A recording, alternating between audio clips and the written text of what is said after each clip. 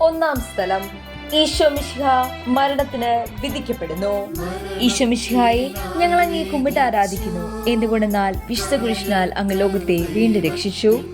മനുഷ്യകുലത്തിന്റെ പാപപരിഹാരത്തിനുള്ള ബലി ആരംഭിച്ചു കഴിഞ്ഞു. ഈശോ പീലാത്തോസിന്റെ മുമ്പിൽ നിൽക്കുന്നു. അവിടുത്തെ ഒന്ന് നോക്കുക.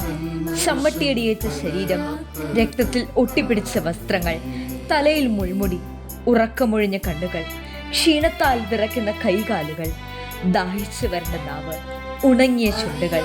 പീലാത്തോസ് വിധിവാചകം ഉച്ചരിക്കുന്നു. കുറ്റമില്ലാത്തവൻ കുറ്റക്കാരനായി വിധിക്കപ്പെട്ടു.